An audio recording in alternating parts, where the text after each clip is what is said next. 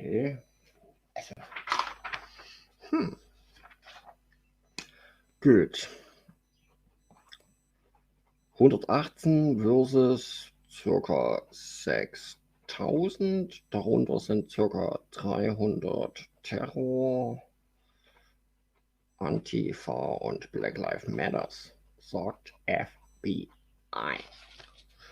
Plus im Kapitol der Cop, der aufmacht mit den Protokollen of Zion in seinem Spind. Somit ist die zionistische Antifa im Einklang mit Code 666 Burn Down West. Tja, Bilderstürmer, Antifa. 18 of those present are officers, meaning they are outnumbered more than 28 to 1. They had bats, sticks, sledgehammers, 50-pound fire extinguishers, table legs. They were breaking all pieces of the infrastructure to use against us.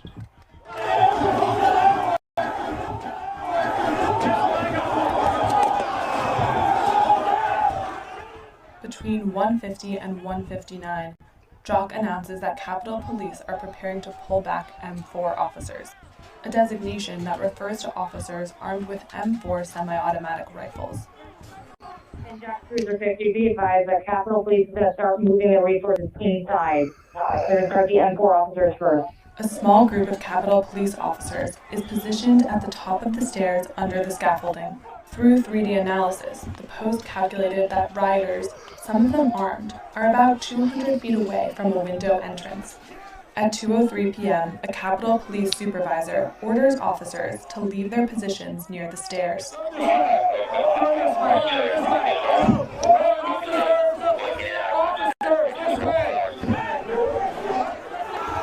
At least 22 officers from Unit 42, seen here, are still making their way toward the inaugural platform. At 3 p.m., a Capitol Police supervisor orders officers to leave their positions near the stairs.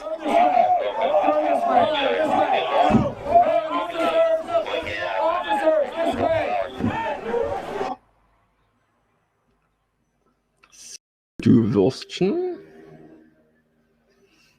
At least 22 officers from Unit 42, seen here, are still making their way toward the inaugural platform, more than 20 minutes after Glover's initial call for support. As rioters overwhelm police, a high-level MPD official with the call sign 5 tells Glover to pull back resources. You need to pull back your resources. If you need to go inside or pull back, if they're getting behind you, you don't have enough resources.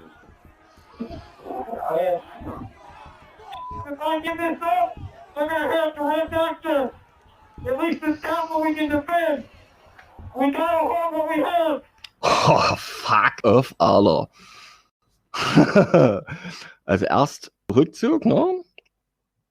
Dann sagt der andere, no, wir halten die Stellung bis zum letzten Mann.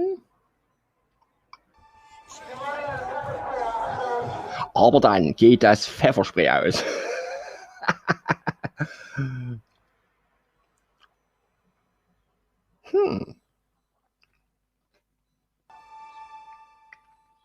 Oh.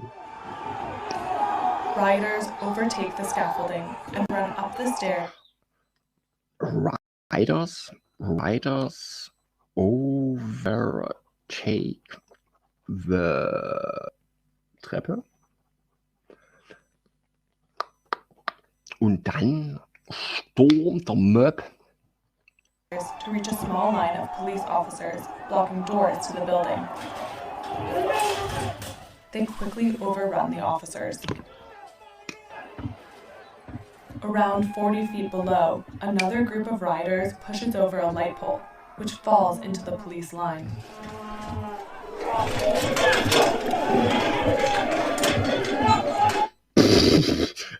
Echt jetzt? Polizisten von Lampe erschlagen. Dann machen wir es mal einfach. 14:09 Uhr. Tödliche Lampe fällt auf 10 Cops. Drama.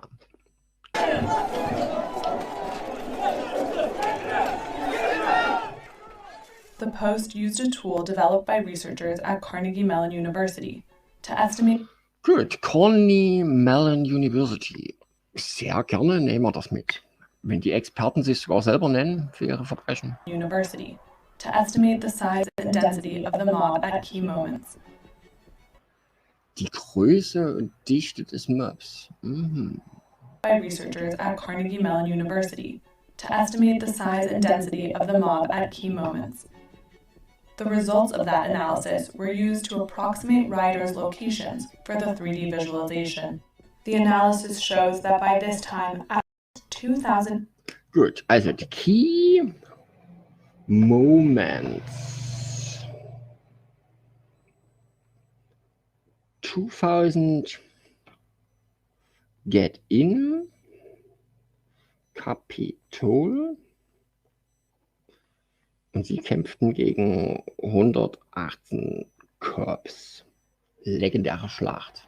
People have pushed past police lines on the east side of the Capitol and attempt to break in. Oh, jetzt an der East Side.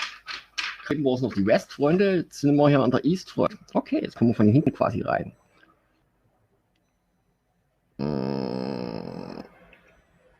East Front. Überraschungsangriff. Spannend, denn das ist jetzt 14:13 Uhr. Einfach durchs Fenster, dort wo keine Cops sind, unbemerkt hinten rein. Das kann nur die Antifa sein. 14:13 Uhr.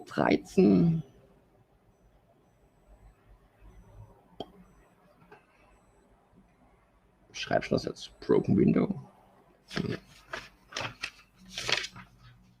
So, also nochmal Nord, Süd, West und Ost. Angriff Nummer 2 kam von hier.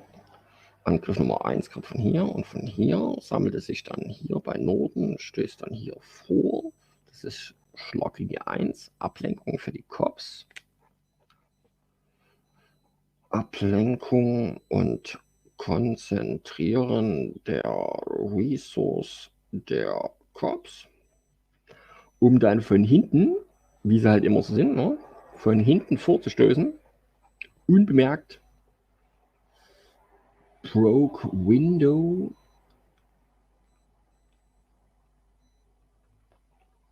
Get in. No Cops.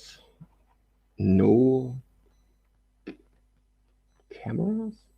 Na, so blöd. Wir gucken mal weiter. Requesting additional resources on the east side as they've broken into that window and they're trying to kick it in. Within 13 hours, Capitol's been breached on the east side. The Capitol police officers detain a rioter who smashed a window. According to court documents, the officers seek guidance over the radio, but cannot be clearly heard or are unable to broadcast their message. They release him. Around the same time, rioters who ran up the stairs and pushed past officers break a window on the west side of the Capitol. Over the next 12 minutes, Glover is heard seeking guidance on a fallback point. Cool, also sind hier drüben am Fenster. Die konnten aber nie hier hoch, also mussten sie hier, also können sie es hier nicht sein. Also tippe ich mal, die sind von hier drüben kommen und brechen dann hier rein. Also von hinten rangeschlüpfert. Wie schreibst du das jetzt am besten?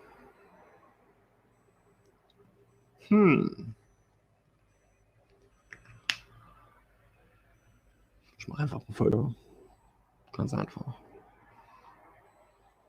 4 times. No response on where to fall back is provided from Capitol Police over the radio. I need a command official from Capitol so we can coordinate where they want us to put back to. We cannot hold this without more munitions or more manpower.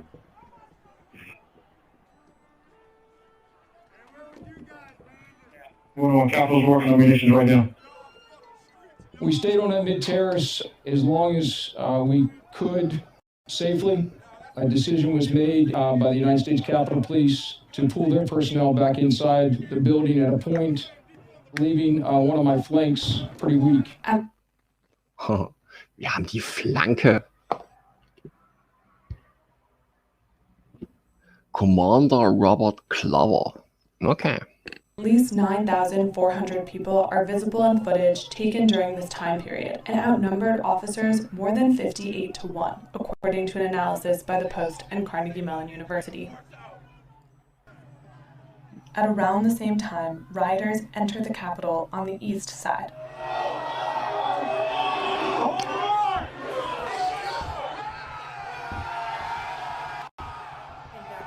They breached the Senate door on the east side of the building as well.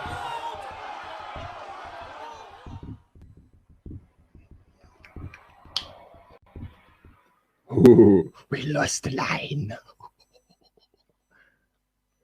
Was? Reinforced at least 16 times and only at least 7 times. Oh. 16 Mal hat er um Verstärkung gerufen. 7 Mal um neue Munition. Heldenhaft hat er gekämpft. Wie schreibt man das? Der MPD. Clover. Call 16 times. Reinforcement und 7 Mal Munition.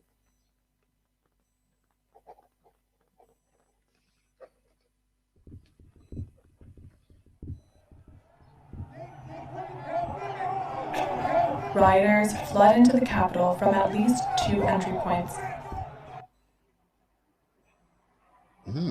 Es ist ein Gangbang. The remaining Capitol and MPD officers are surrounded and outnumbered. Whoa, what the fuck? They broke through the top! Chief Son was pleading for the deployment of the National Guard. And in response to that, there was not an immediate yes. The National Guard is responding. Yes, the National Guard is on the way. Pentagon officials denied that their response was delayed, saying DC Guard took 3 hours to arrive because they had not been asked in advance to provide. OMG. 17 Mal hat er um Hilfe gerufen. Am Ende. 17 Mal. Das ist wichtig. 17 times backup call in 78 Minuten.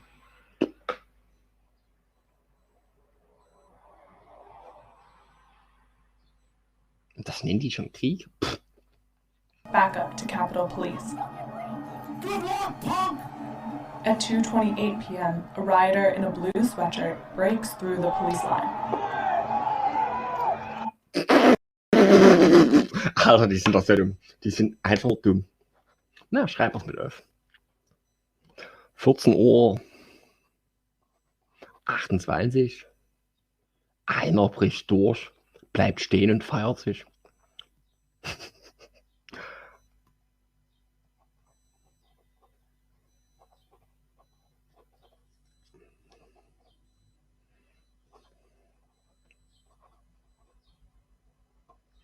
So. The crowd follows. Ja, der weiß gar nicht, was er machen soll.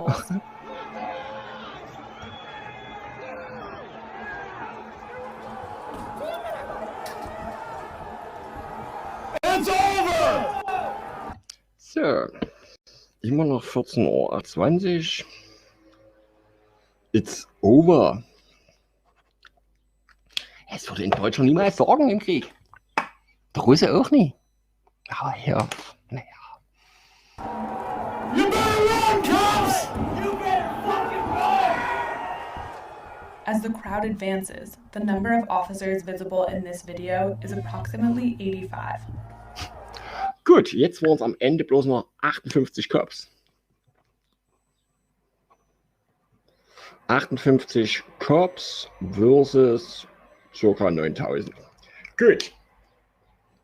Mensch du, die Antifa hat schon eine ganz gute Kampfquote.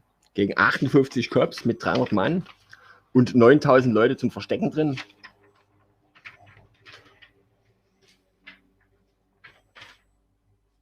Naja. See how fast the cops turn around once they fucking saw the numbers game. Glover declares an emergency, referred to as a 1033. We lost the line. We lost the line. OMPD, pull back. OMPD, pull back up to the upper deck. OMPD, pull back to the upper deck. ASAP. OMPD, come back to the upper deck. Upper deck. Drama, Drama, Drama. 1033. Oh, Flanke 10:30. Was auch immer das bedeutet. 10:33. 14:13 ging es los und 10:33, repeat 10:33, west front of the Capitol. We've been flanked and have been lost the line. Wir wurden flankiert und gefickt von der Seite rein. 10, wieso sagt er 10:33? Meinte nicht 14:33 bestimmt, oder? 14:33 Uhr. Westfront. Flankiert. Flankiert. Plus lost the line. Das sind solche Pussys. 1033 west front of the Capitol. We've been flanked and we've lost the line. Jetzt schlappert die Heule. We literally fought all the way back to those stairwells, and I mean, it took us a long time. You had to walk backwards, and you're engaging with these individuals. Glover again calls for reinforcements.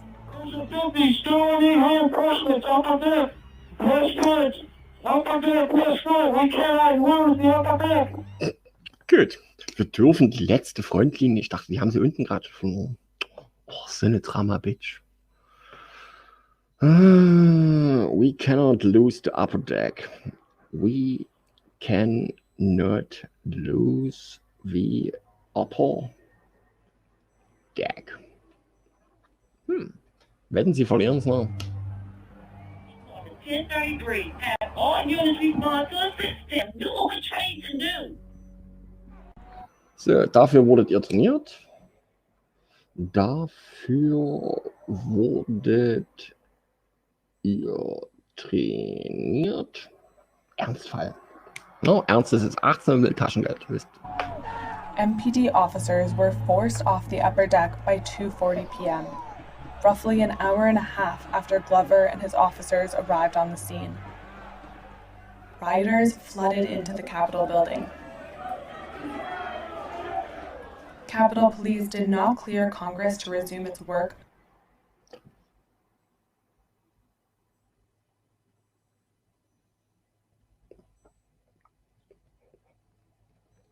until 7:30 p.m.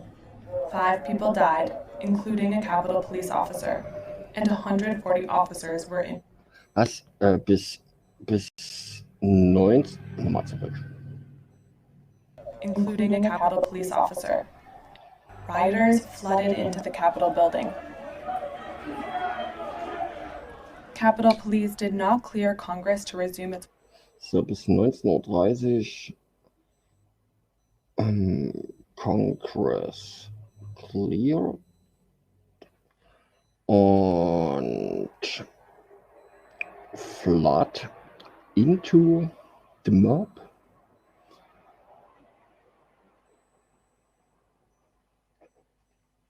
Work until 7:30 p.m.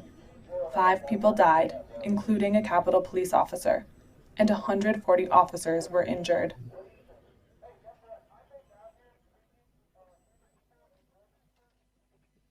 Okay.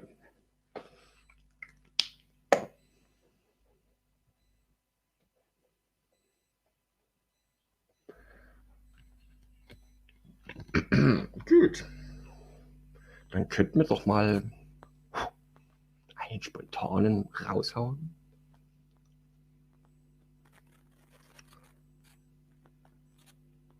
So. 17 mal rief MPD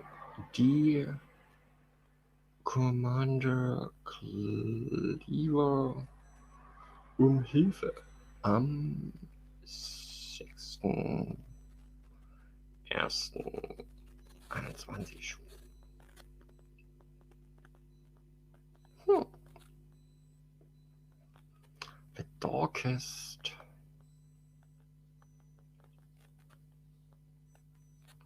hour.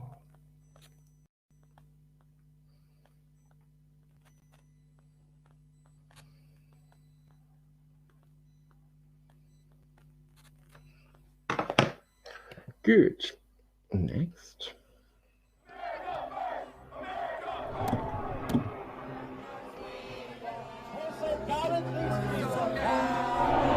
Another thing I would say, Lester, is, as we try to figure out, well, it looks now like the Capitol, the police. Yeah, Pete, let me break away from you a second, because things are happening very quickly. The government did this to us. We were normal, good, law-abiding citizens. They no longer have been able to keep them back. This is all contrary.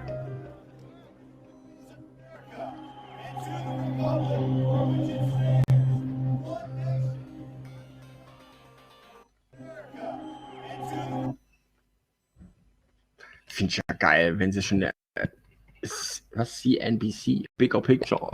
Da bin ich mal gespannt.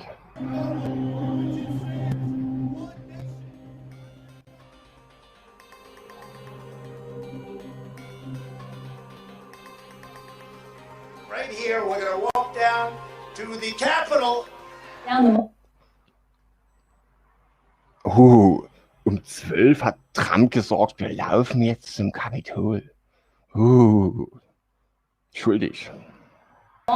President Trump airing his grievances in front of his supporters at a rally nearby, and he was warning vengeance for Republicans who did not take his side in objecting to these results. On Capitol, a joint session of Congress has broken into House and Senate chambers as they debate objections that arose from GOP lawmakers over the electoral results from Arizona. On Capitol Hill, a joint session of Congress has broken into House and Senate chambers as they debate. Cool. Während sie debattiert haben, um 13 Uhr ist irgendwer irgendwo eingebrochen. Broke into office.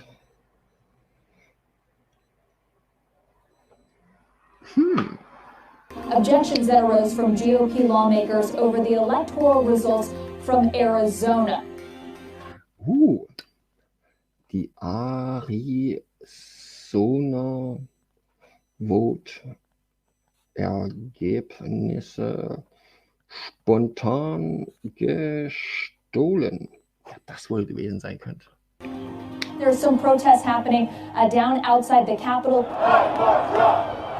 They appear to be Trump supporters who are frustrated with the outcome and are trying to breach some of that those security perimeters around the Capitol. USA! USA!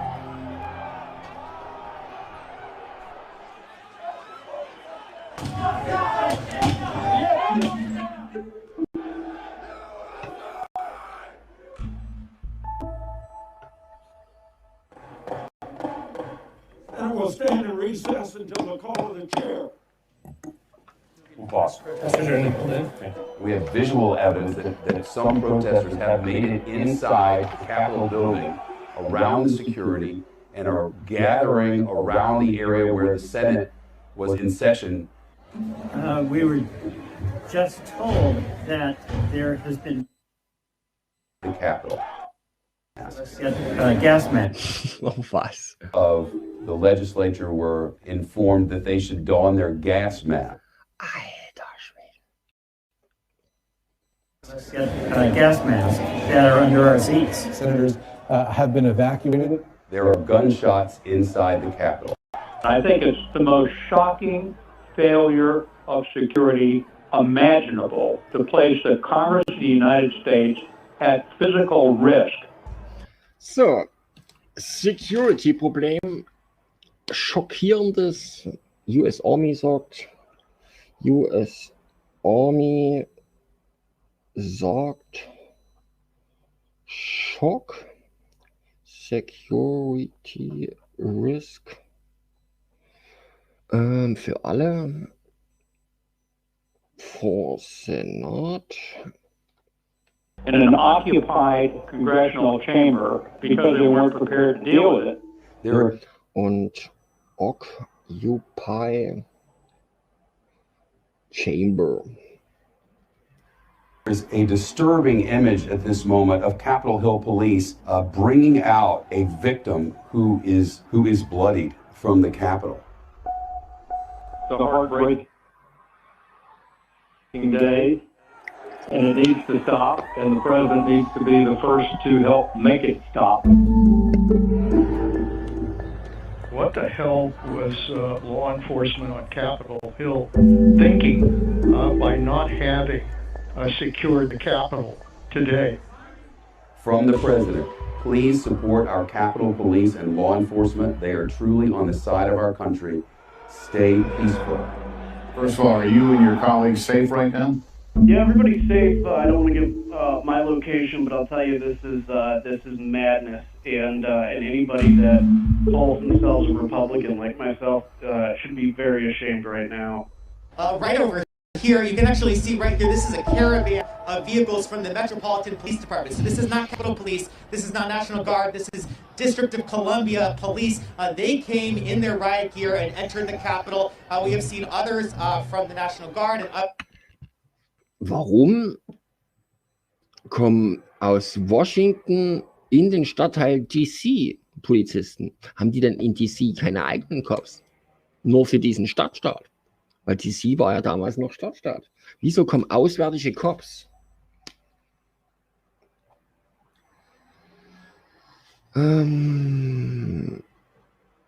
Washington Cops came to DC Inc. Vielleicht weiß das ja irgendeiner von euch.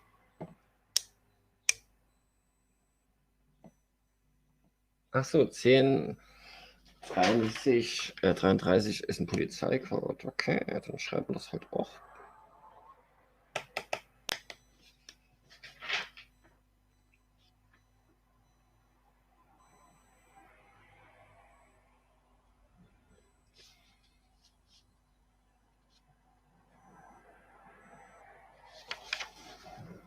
Hier oben hat man es.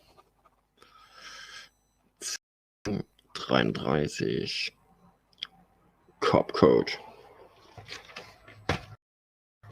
Emergency All Units.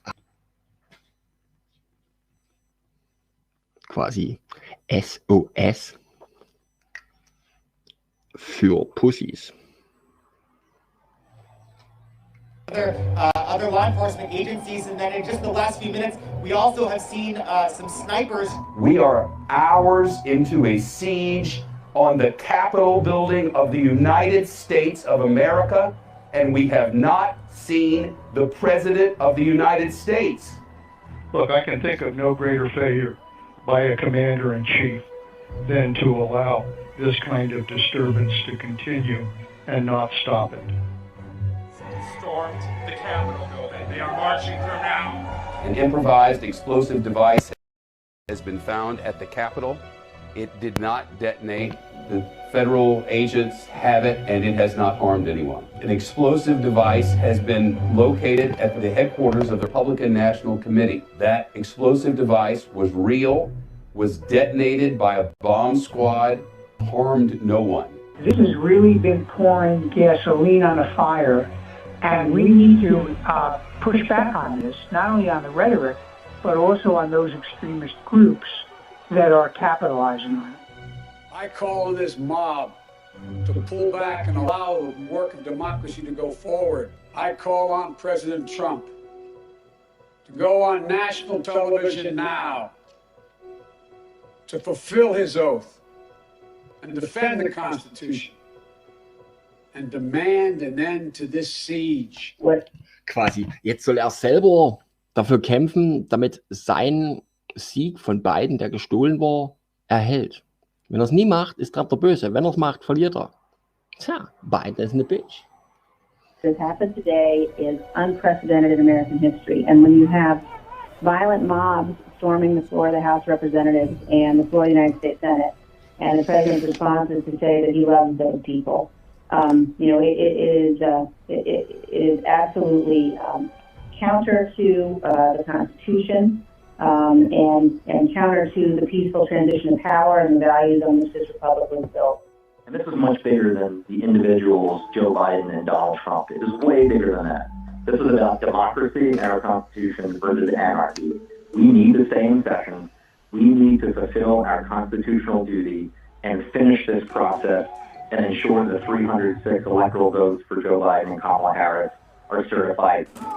The Capitol building has been cleared. Now they're working to clear the Capitol grounds. Associated Press now reporting and NBC News reporting that the police have used tear gas and percussion grenades to begin clearing protesters from the U.S. Capitol. But at this time, something went wrong. I admit that. If I was up there, I deserve to be fired.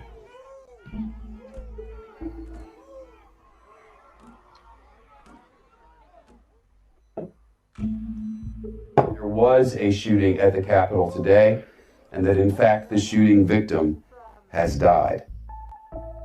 I guess you can call it historical. I would call it disgusting, unacceptable, inexcusable. This man Trump is simply unfit to serve as president, to serve as the commander-in-chief. The account of Donald Trump will be locked for 12 hours following the removal of the tweets that Twitter deemed incite violence. If the tweets are not removed, the account will remain locked.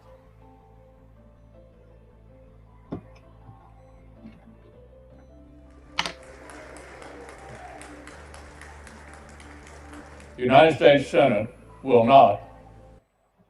The United States. Ja, gut. Sehen wir doch mal nach. Lehrerplatz plus Lehrerplatz plus Lehrerplatz. Ist das normal bei der Abstimmung, dass hier keiner da ist? The United States Senate will not be intimidated. We will not be kept out of this chamber by thugs, mobs, or threats. The votes for President of the United States are as follows. Joseph R. Biden, Jr. of the state of Delaware has received 306 votes. Donald J. Trump of the state of Florida has received 232 votes. The votes for Vice President of the United States are as follows. Kamala D. Harris of the state of California has received...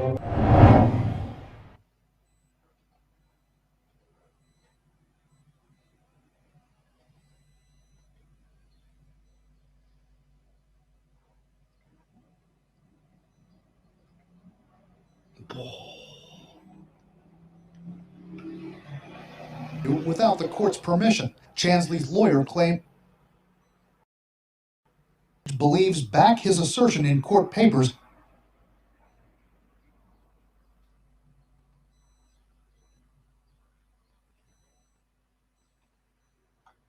Gut, ich glaube, da haben wir das durch. Und da können wir jetzt wieder hier weitermachen. Wo war es denn?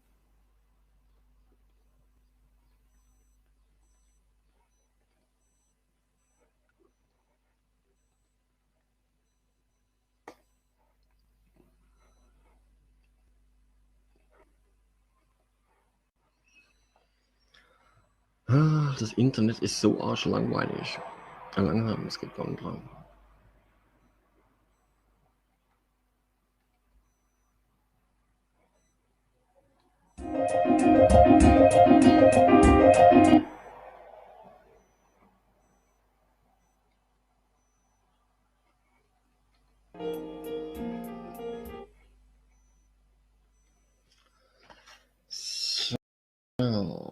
Das Bild brauchen wir noch mit der Betty Ross Flagge hinten drauf und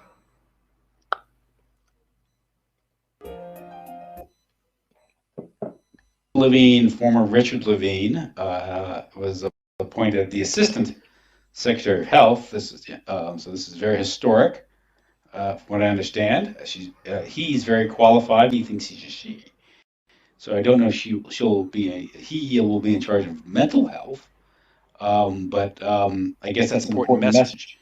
Apparently, pretending you're a woman and transitioning, mutilating yourself, and taking all the toxic hormone treatments is healthy. So, good advice. And he did such a bang-up job in Pennsylvania with COVID that he had to be promoted. I wonder about that. I mean, you wonder if Levine is an actual transsexual, or if she. Now, as you know, there's particular reasons for these things. They're not to prevent the spread of disease. They're to keep the doctor from drooling into an open wound, typically. Yeah. But here's the thing that I always find amusing is that if you have to sneeze and you're during a surgery, do you know what your training is with the mask? You're to put the mask directly into the patient because the sneeze will blow out the sides more than it goes straight out. Yes. So the idea that the mask has some sort of, ultimate reductive properties in terms of viral load is just, it's just preposterous. It's the whole COVID thing. I mean, how many times have we gone through it? Well, it's this nurturing this obsessive compulsive fear of germs. It's just completely unscientific. It's just irrational. It's impractical. It's again, part of this thing is that somehow you can hide away from life in the attempt to preserve life. It's ridiculous. Yeah, I think Biden is really going to use the COVID fear as the basis for a medical dictatorship. He'll be creeping toward that every single day of his administration, and they'll be, trying to frighten people on one side and then use the intimidation of the fearful against the ones who are clear-minded to see if they can just keep beating them down until everyone is wearing a mask all the time.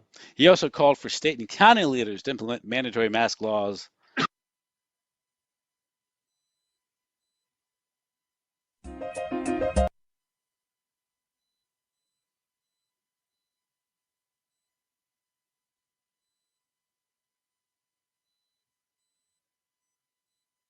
Just that it's beyond just cruelty. It's almost sort of psychopathic, that that they would celebrate the moment in that way. It's just amazing, that the public puts up with it. But hopefully, Tim, people are getting angry, and this will lead to a clearer understanding of the world. It's going to be an angry crowd that visits Washington, D.C. this week on the 6th, won't it? Yeah, there's. I think Trump has rallied, his troops to come and descend upon Washington, D.C. for this January 6th event. This is usually a routine and formal event, as a formality, as the Biden campaign called it. But this year's different because of the election. The questions surrounding the election of fraud. Ordinarily December 14th, I guess that's the safe harbor date when the Electoral College are sent to sealed. They're voted on in the respective states, and they're sent to Washington, D.C., supposedly in a sealed box or something. I'm not supposed to know what the results are, these things. But we do. And, of course, the 6 or 7 states in question saw to it to accept these, quote, certified votes, even though the elections were failed or fraudulent, and that's not even a dispute. That's one of the facts that at least in 5 of these states failed to meet federal and also state law. Yet they certified the vote, not coupled with the allegations. I think substantive allegations of fraud in these states. They certified these votes, and they were sent to, so they were sent on December 14th. So January 6th is when Congress, the new Congress, the vice president, sitting vice president, opens the sealed ballots and introduces the votes. And that's when the president, person who is supposedly elected president in November, becomes president-elect officially. This year, there's a lot more question. People are calling upon Pence to intercede and not count the votes from these 7 states because of the fraudulent nature of these elections. They're failed elections. The law says the president, the vice president, as president of the Senate, shall read. Given the controversy and the problems in these states, there's a question whether these things constitute legal votes. And the argument is that the vice president, has the discretion not to count them, in which case he would subtract those electoral votes from the tally, and that would give Donald Trump, the sitting president, the majority in that election, and he would then be elected president.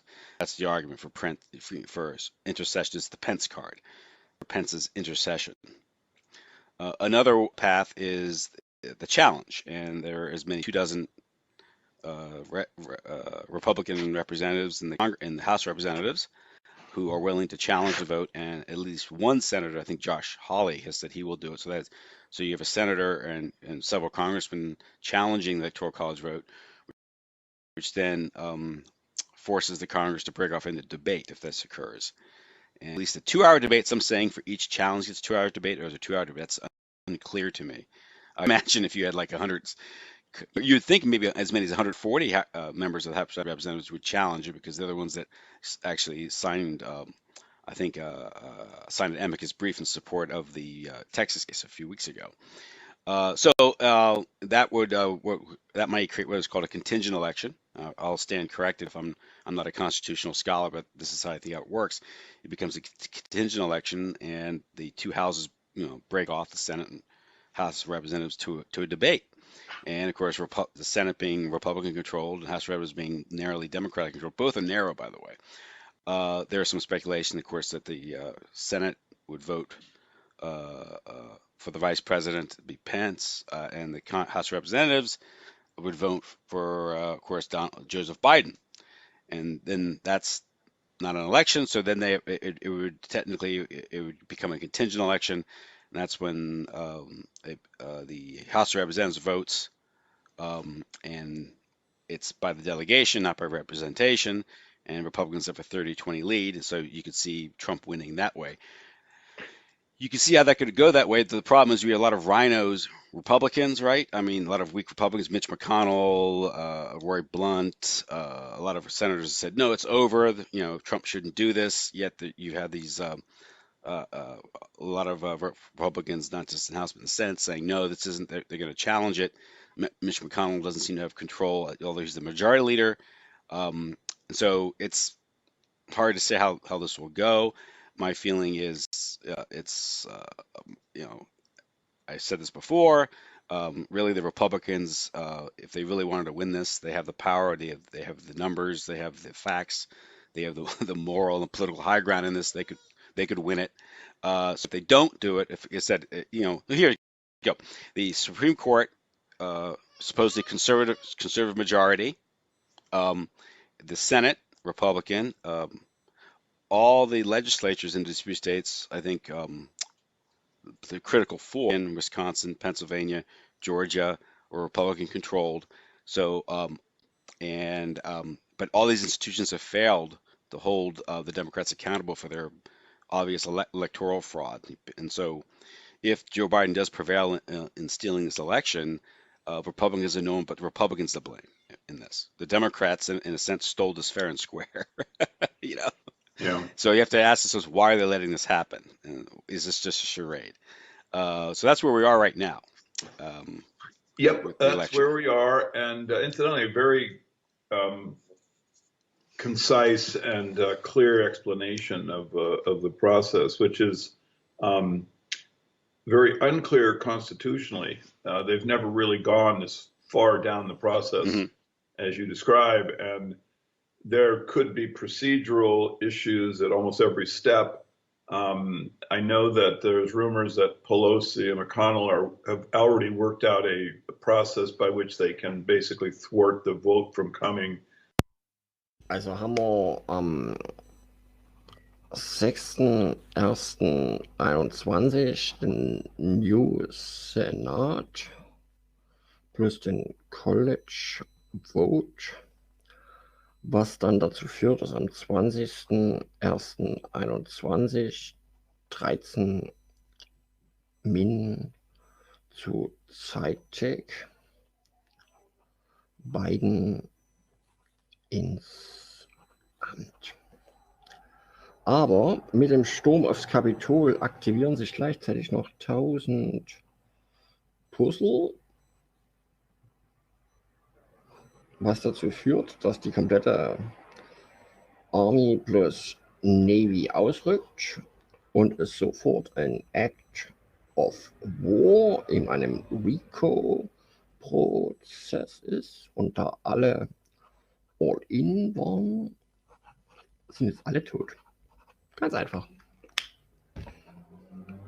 Forward, though I don't quite know how they could do that given the Constitution, but nevertheless, these are the rumors. I tell you the truth, Tim, I am worried about this. I really don't think that there is much hope for a Trump presidency here. I think that if that was going to happen, the Republicans should have already been courageous. They could have already forced the states that had these Tammany Hall type election results with the obvious ballot stuffing. I don't know if you saw just to digress, but last week they were able to get some, and I think it was in at the Democratic legislature, they were able to get some of the evidence on record, and they showed that there was 17,650 votes that were literally switched from Trump to Biden. And they show how they did it. They had all the data. The people who are bringing the evidence forward are just without question experts in this area. And there was no contestation by the Democrats. I mean, there wasn't like they were saying, well, wait a second, we have this other rationale to explain it. It was as if it didn't matter, basically. So you've had Lindsey Graham say that, well, it's fine to protest, but you really can't change the results of another state's election. So the rhinos are already making their position clear, and they have already for the last 2 months. It just doesn't matter. It doesn't matter. It's something like the courts. When the courts had these procedural rulings to ignore lawsuits, they're not challenging the facts of these cases. Now you're dealing with the reality of these stolen, fraudulent elections. And this is the whole argument. Where the law says the vice president shall read the votes. Well, they're not votes if they're fraudulent. Well, it hinges on the term vote. Yeah. What is a vote? Is a fraudulent vote a vote? Right. And he can certainly coherently, logically, and obviously within the broad interpretation of the Constitution, just say these aren't votes. We have, we've just presented really good evidence that it was fraud. So anyway, we're not going to count them. This I just think is a very, very far-fetched idea. I think that if they were going to do that, Pence would have, it wouldn't just be in this debate, which you don't really have any clear way of understanding how it's going to impact the public.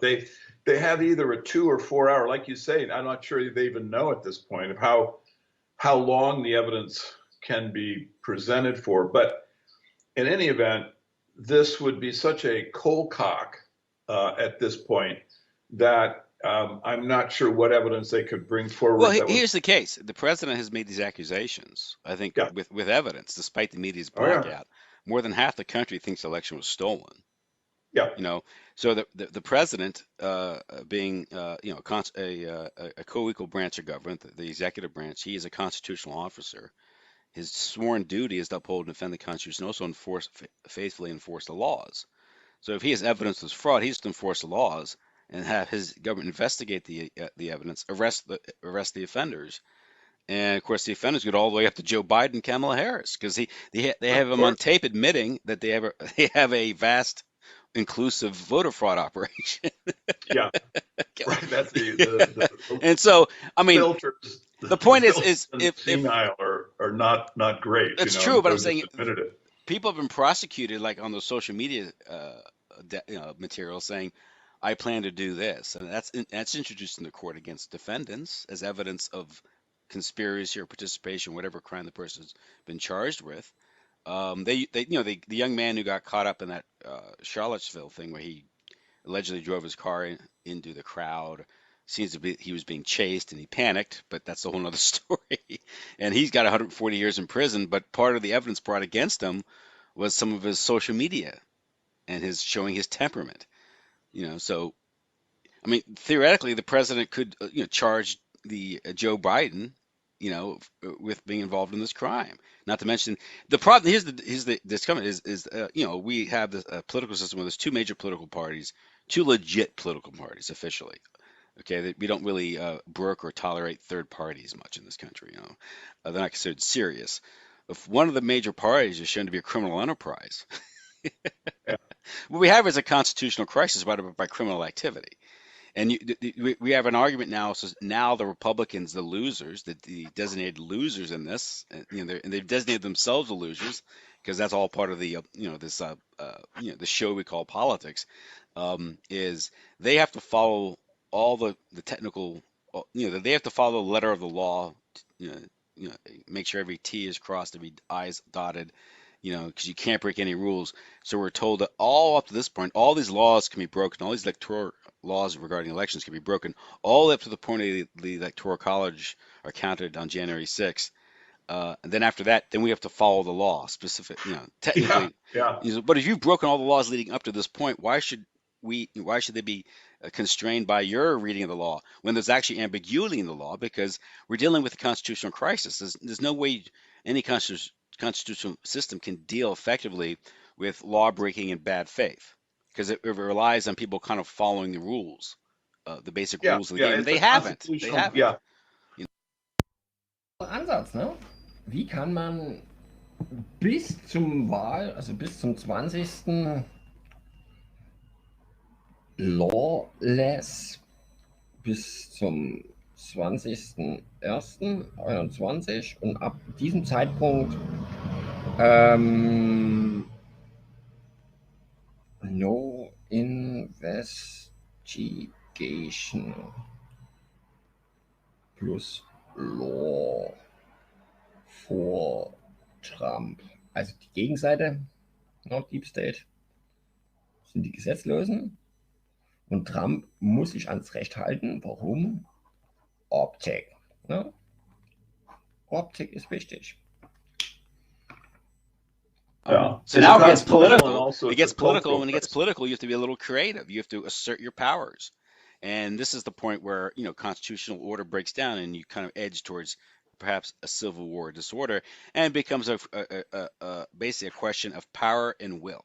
And that's what politics is, despite all the legal niceties that Americans are told that our system has, all the constitutional parchment guarantees we have. Obviously they're empty promises, as we can see. Well, it is power, will, but it is also propaganda, unfortunately. And what I'm worried about is that we are in the process of a theatrical propaganda moment. Trump has called his legions into Washington. And I think you're going to have millions there. I've heard that this is believed to be the case. There'll be several million people. Will they cross the Rubicon, the Potomac River? Yeah, crossing the Rubicon. The die is cast, as they say. Right. And now, if this is all, a theatrical production, what is the purpose of it?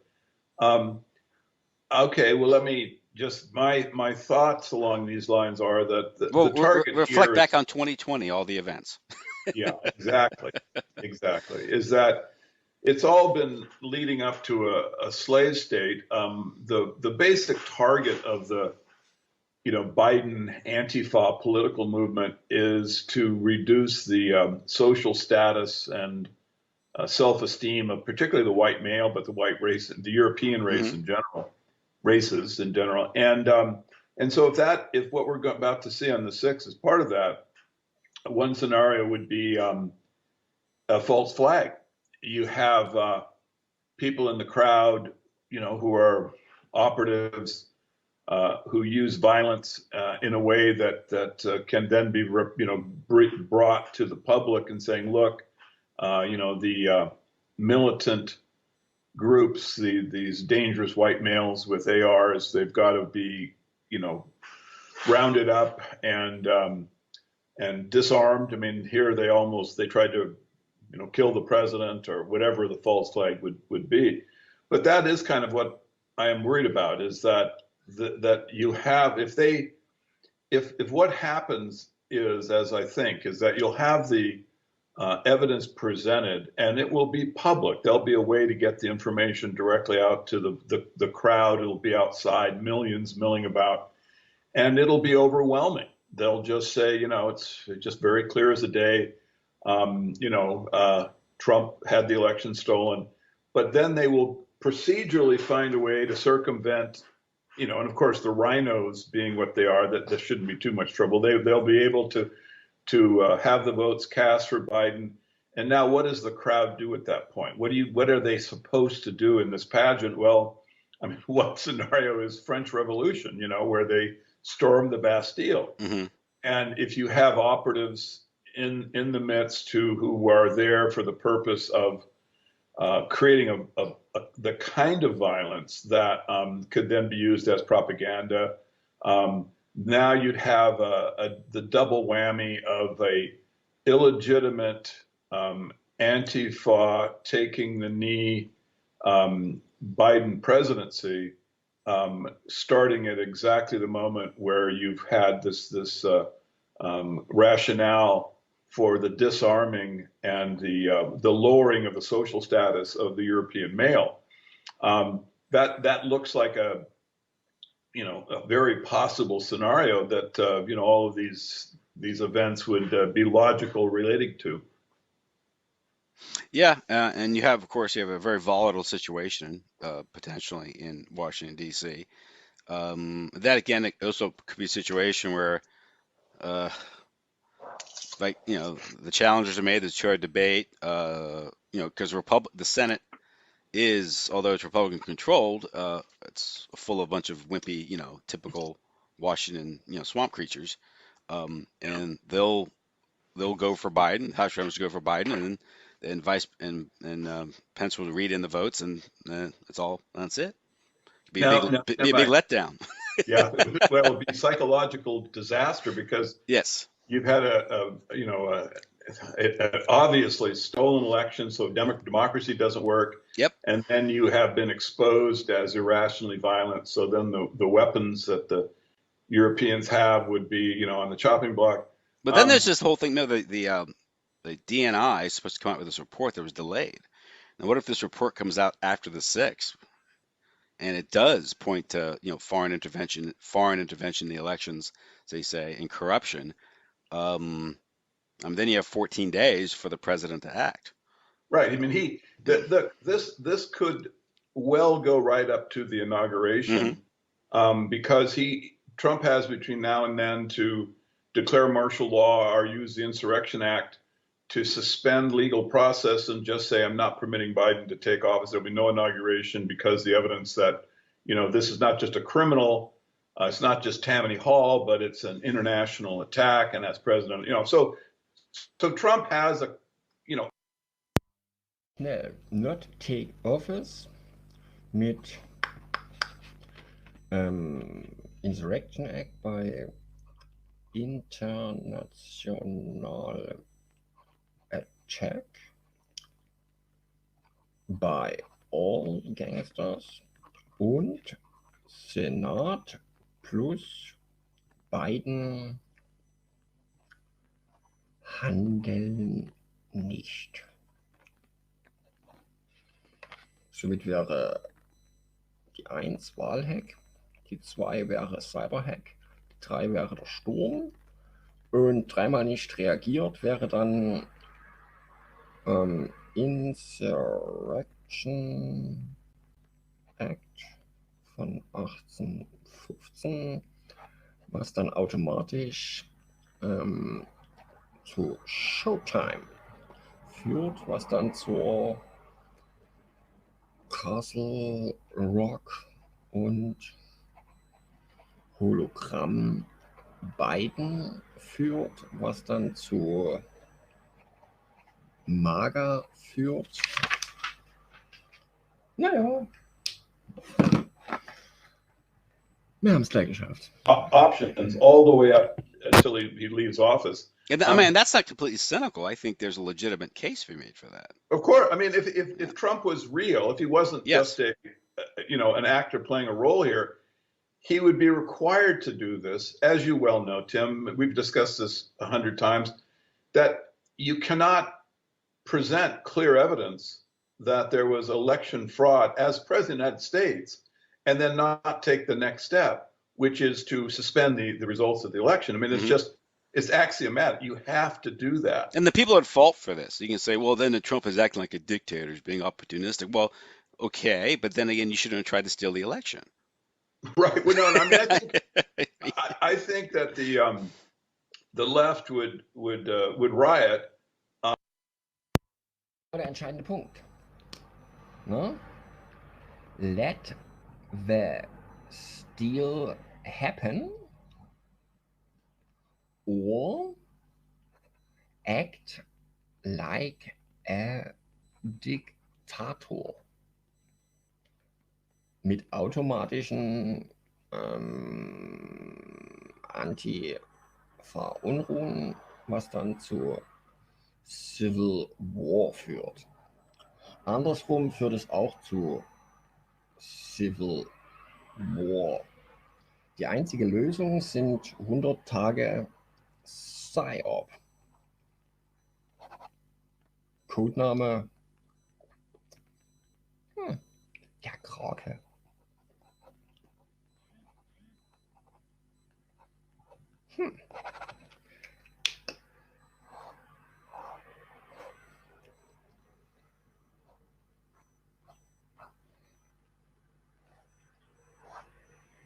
So, wenn sie es geschehen lassen, Bürgerkrieg, wenn sie es wie ein Diktator machen, ist Bürgerkrieg.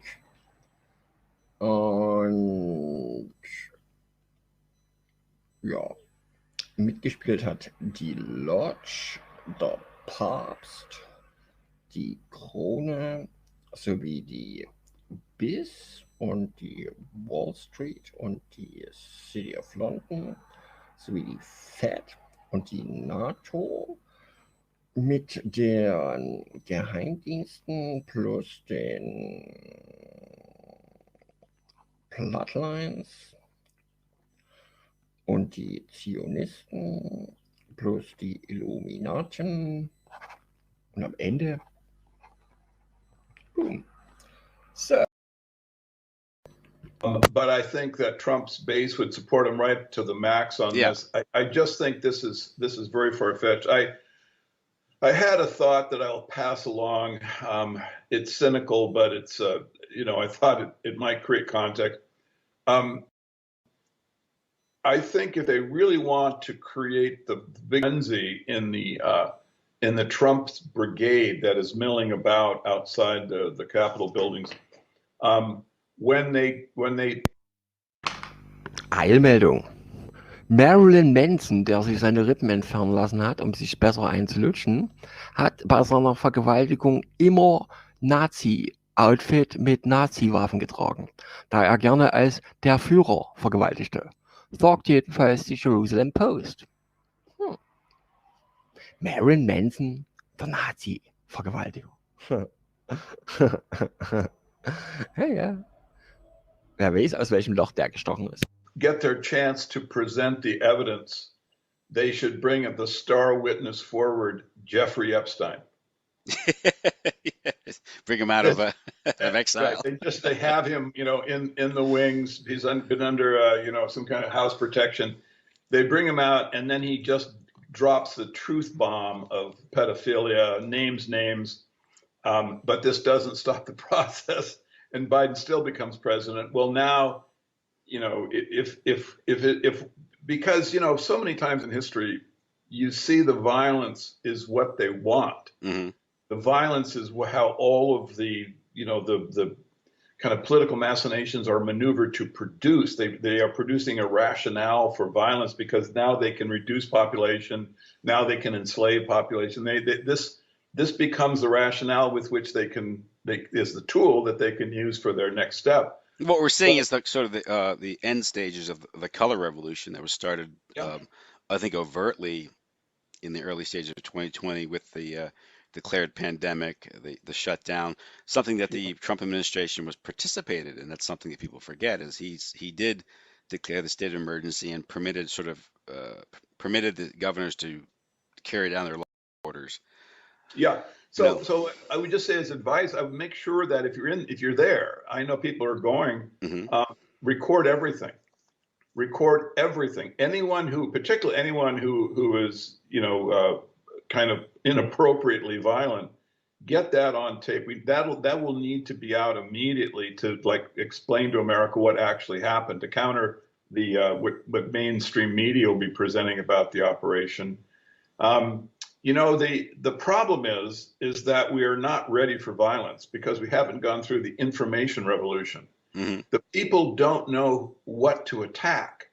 I mean, they think that they can attack, Biden and Harris and the ANTIFA crowd, and this will somehow save the country.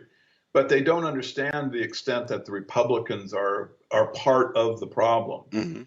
And that the oligarchs, the Jewish banking families, the medical dictatorship, the public needs to have that information. So the information revolution first, so that if you move into a violent phase, you know what and who to attack, because right now they don't. Right now it'll just be violence, which will be very, very easy to manipulate in terms of propaganda.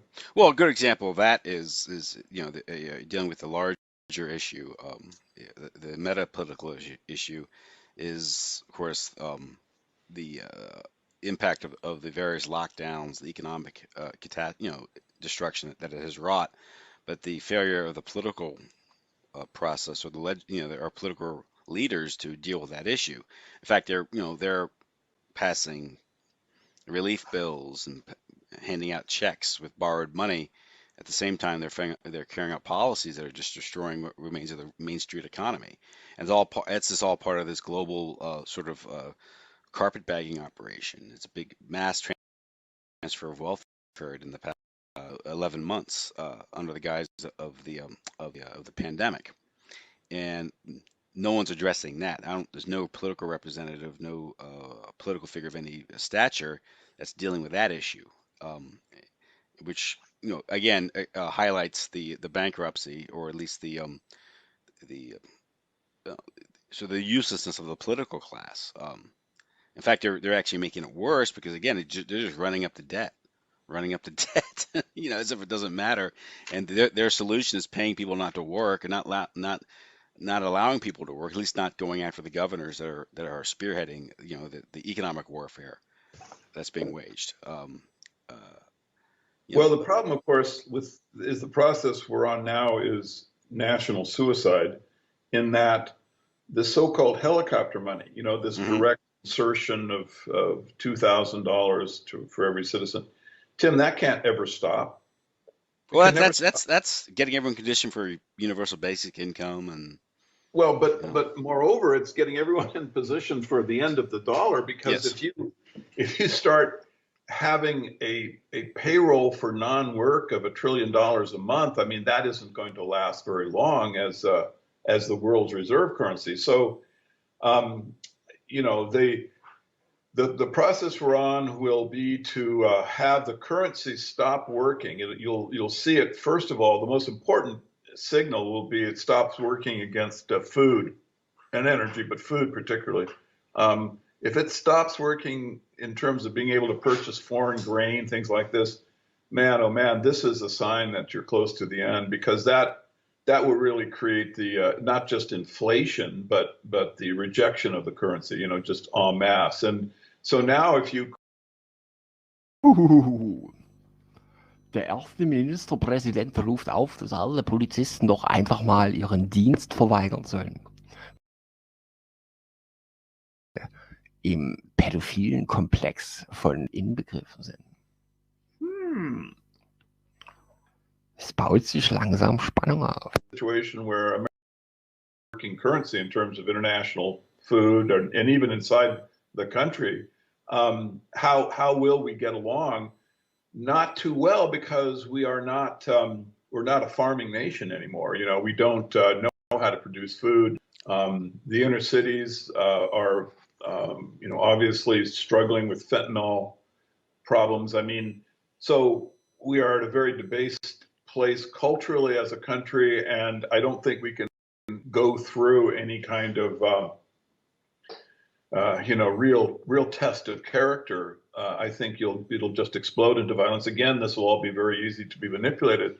Well, here's the important thing: the House of Representatives is on top of this because apparently the next Congress, the Democrat-controlled House of Representatives, is moving to remove all gender-specific terminology and language, so they're all inclusive to all genders. Right. Well, I mean, the cultural Marxists have simply won. And like Gregor Luchas's idea of turning the European children from humans into animals will finally be successful, and then on to, as his ultimate objective was Finanzamt in Kassel abgebrannt. Mensch, du. Vor 5 Stunden brannte das Finanzamt. Mensch, du.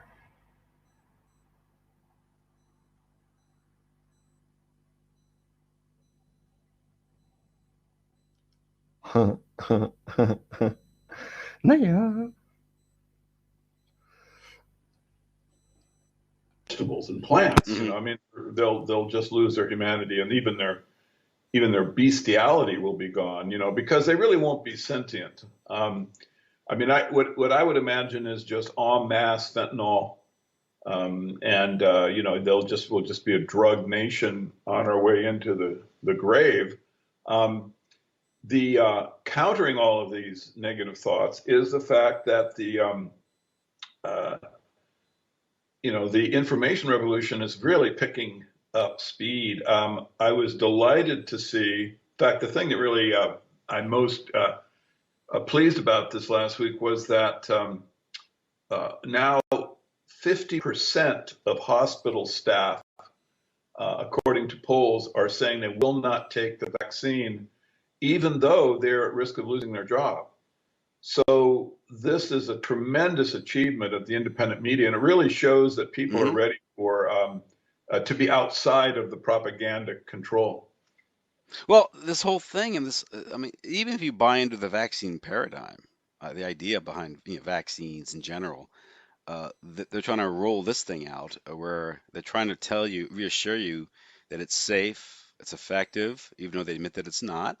But nevertheless, they've able to expedite, all the tests. Usually something that takes 7 to 10 years. They've done it in 6, 7 months, and then they're telling you to take this for a disease, which is 99.97%, recovery. So auf den Sack.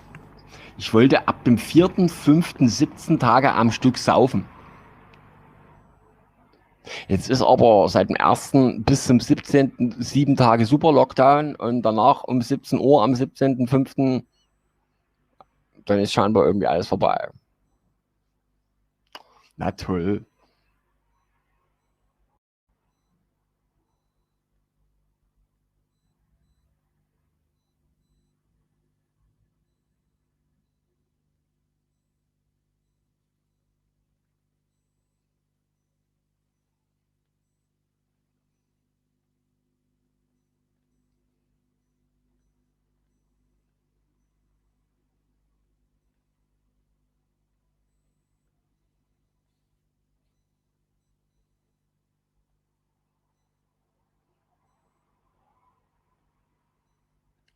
Herr Kurz scheißt auf die Grundrechte. Legal, egal. Ja, normal. Right, you don't survive it. Most people are asymptomatic or mild symptoms. It's a flu, for Pete's sake, and people just aren't buying it. And not to mention when it's an mRNA vaccine. It's not even a vaccine. It's gene therapy. It's gene modification for what? It may do this. It may do that. And I think I'll just risk it. I think I'll risk catching a cold. And it's just they're just not selling it. Yeah, I mean, and I think that if you're getting the poll numbers of 50% of hospital staff, it's a far greater fraction than that. I think these numbers are controlled, so I would be, I hope it's up to like the 80% are just refusing. You cannot have a sense that the COVID was not real in any way and then accept the vaccine. In other words, to me, just understanding some simple facts like the PCR cycle that was used to create the case demic was set 40, and that this is guaranteed to produce, just 97% false positive. And knowing that this was permitted, and understood by the government, I mean, that in and of itself should just give the public the awareness that this is artificial, and that therefore the idea that the vaccine is going to be malevolent is like axiomatic. Of course it's going to be malevolent. Of course it is. Why would they go through all of this trouble and then just stick you with a needle? Of course, they don't stick the fancy people with needles. They just pretend to. You saw Kamala Harris's vaccination, which was an obvious fraud last week. But anyway, so this is great. We're developing the information revolution, and it's protecting us right off the bat. It has a great beneficial effect because, a lot of people are just saying, we're just going to stick it out. And the good news here is that they can't threaten a lot of these people with losing their jobs because they're out of work. Yeah, well, when you put in a position where they've nothing left to lose, they're going to lose it. They're not going to tolerate it, and that's the big. That's why people suffer a long chain of abuses, because it's their day-to-day lives. They have to get through it. It isn't worth it to them to rebel until it gets to the point where it is for them to rebel. Or you not comply. It's not even you don't even have to have direct rebellion, just non-compliance, and I expect you're getting a lot of that anyway. You're just not being reported. I'm hearing reports out of California where people just aren't, like in San Diego, people just they're opening up their business, they're not complying, sheriffs aren't enforcing this stuff, and it does. You hope to see a point where there's a sort of a general acknowledgement among the public of a sort of a lack of legitimacy among the so-called authorities, and from that maybe you can build a political coalition to do something directly. It's I just heard that there's a bill submitted in New York to incarcerate or segregate diseased individuals. Then you say, what's a diseased individual? Is it a positive PCR test that's fraudulent? You hear, it's like, what's your standard? Die globale Kondomproduktion ist wieder angelaufen. Aufgrund von Corona hat man sie erstmal gestoppt, weil kein Bedarf zum Shakern bestand. Aber jetzt läuft sie global wieder an, was ja im Endeffekt bedeutet, die Welt geht wieder los und poppt rum.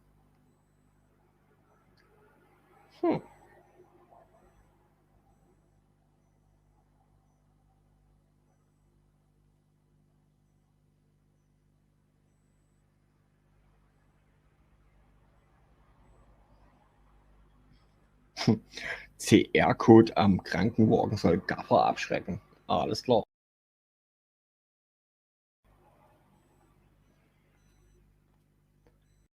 Muss Rap hart sein, um gut zu klingen? Nein, Rap kann zart sein. Alter Schwede.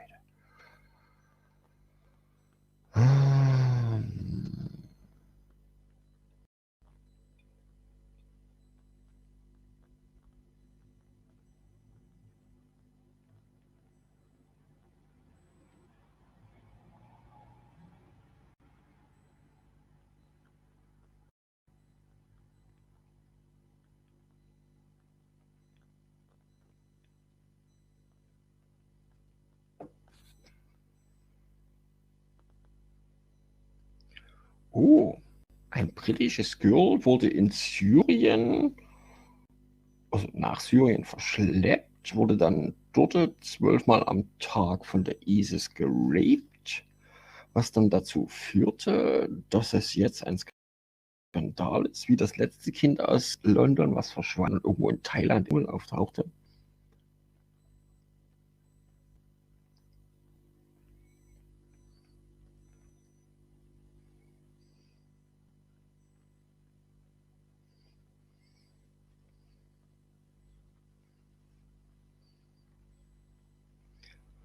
Oh, Marilyn Manson ist auch mit Sex-Traffic. Cool. Ein Nazi und Sex-Traffic. Das wird immer besser.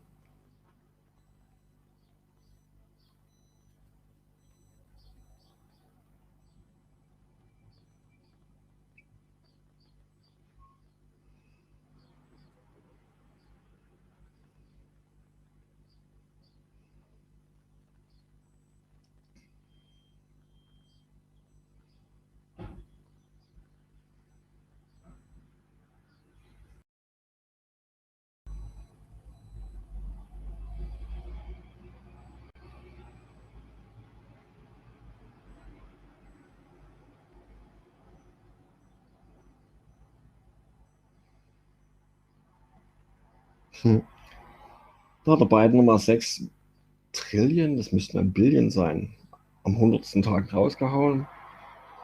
Und jetzt ist das auch durch, oder?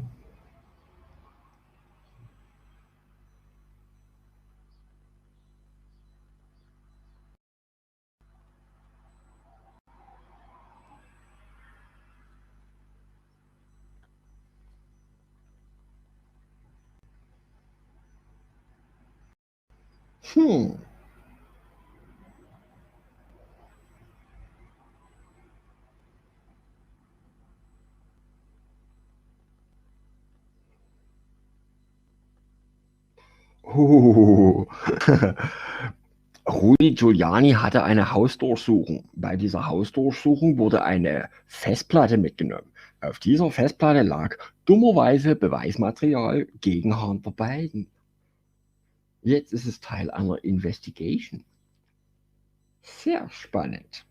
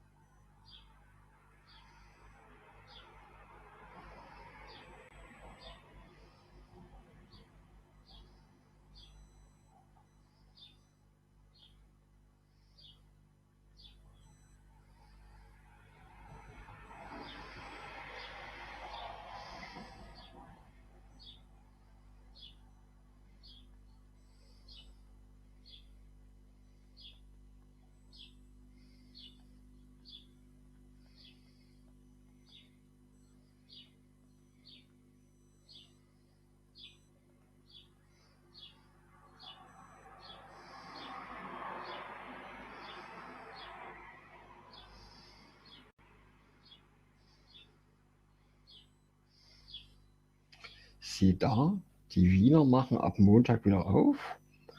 Montag wäre dann der 3. Passt perfekt. Während die Deutschen am 3. geimpft werden in Berlin und wir dann theoretisch ab 4. oder 5.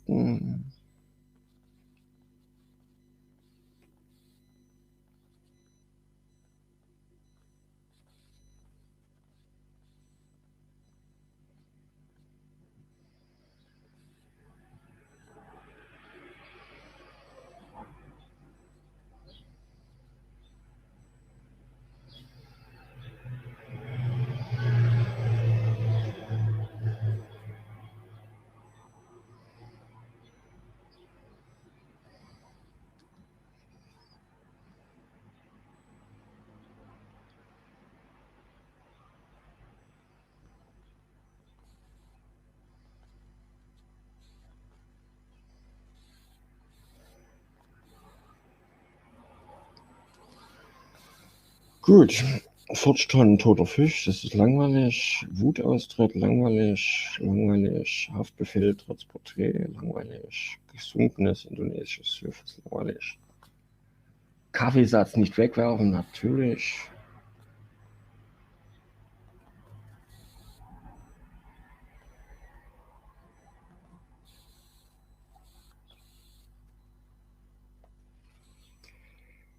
Disneyland reopen.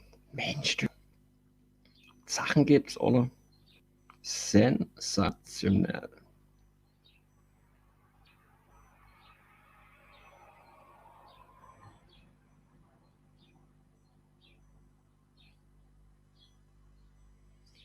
Heretik. Oh Gott, was ist denn das Wort?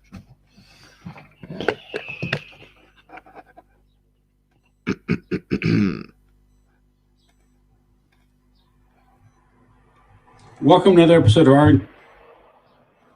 And they banned labor unions. And I mentioned the fact that, there were tons of Russia was never a capitalist country.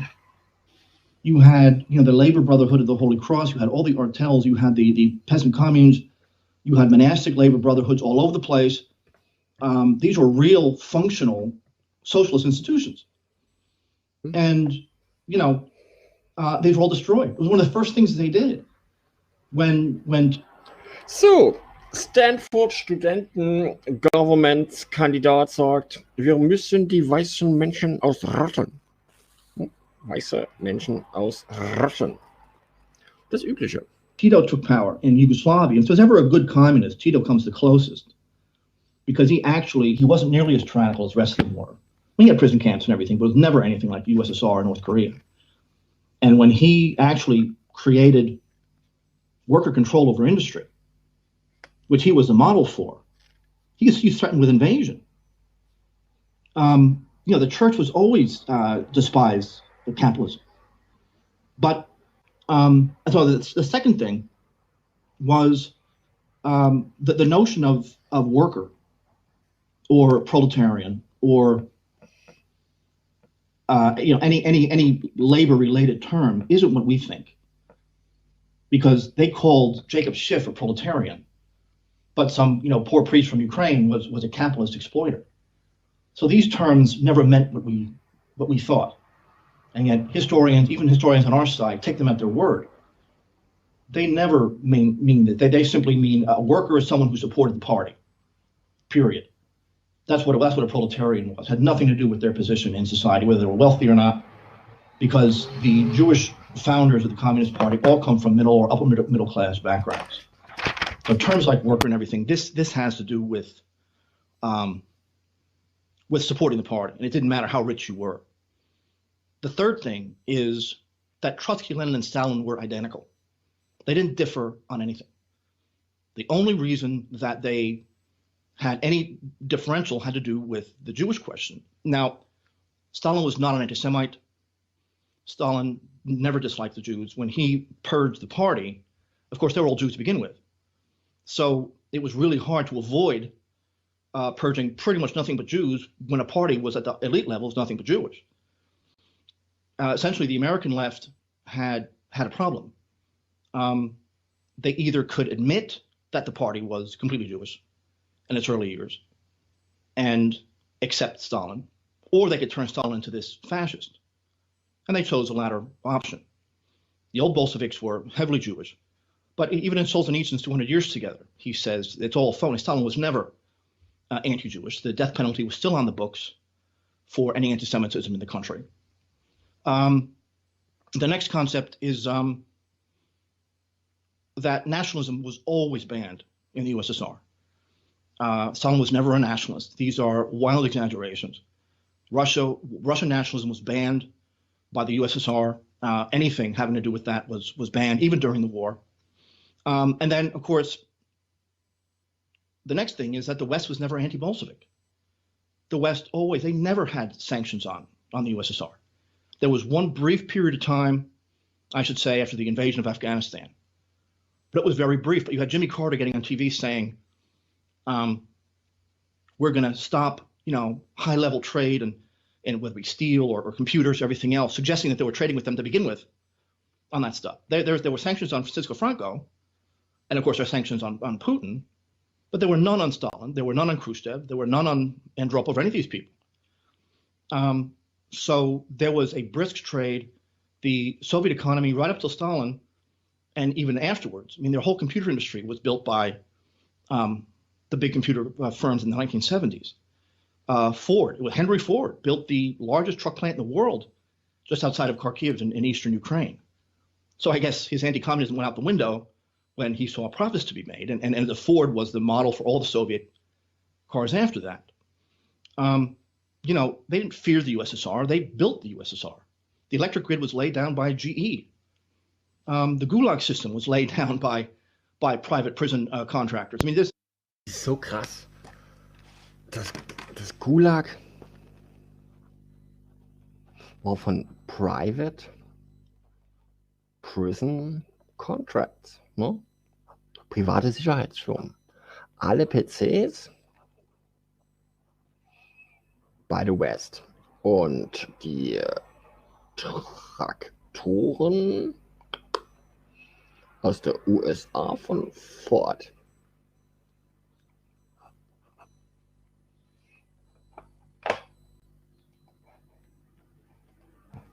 But there were none on Stalin, there were none on Khrushchev, there were none on Andropov or any of these people.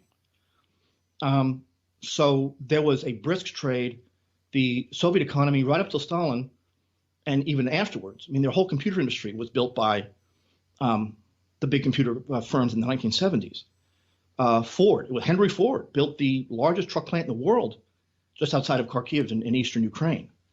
So I guess his anti-communism went out the window when he saw this to be made, and the Ford was the model for all the Soviet cars after that. You know, they didn't fear the USSR, they built the USSR. The electric grid was laid down by GE. The Gulag system was laid down by private prison contractors. I mean, this all comes from the West. The gold mining came from a big Alaskan company. They were never anti-USSR. They were heavily invested in it. So you have this love for the American military today, but the hatred for it during the Korean and Vietnam War, because, you know, the U.S. is allegedly fighting communism on the one hand, but then trading and giving aid and assistance to the USSR on the other hand. And of course, the USSR was supporting these, you know, North Korea and North Vietnam. So the whole thing is completely phony. You know, if there's one myth out there, it's the Cold War. And the negative Soviet rhetoric came around whenever the Soviet Union threatened to get too big. And it got too big when China fell in 49. And now they start worrying, well, they could have their own economy and cut us out of it. Because even then, they were still trading in dollars. The trade before the Sino-Soviet split of 61, they were trading in dollars. There was never any, you know, a lot of that was rhetoric, trying to find an enemy after World War II. And, you know, that was simple rhetoric, because they were, if they were against the Soviet Union, they'd cut off all trade with them. And yet every major area of industry was built by Western, especially American companies, including during the Depression. Stalin, I forget which Congress it was, actually said, we're worried that because of the heavy Western investment in our country, that we're losing our independence. And that's how intense, when they were bringing over Western workers, there were all of these. So, Wahlmaschine already to hand over back to the countries. Wir haben es 13 Uhr. Ich würde sagen, der Spaß beginnt. Ich ziehe mich jetzt splitternackt aus und warte drauf. Natürlich nicht. Das ist ja Schwachsinn. Was ist denn hier los?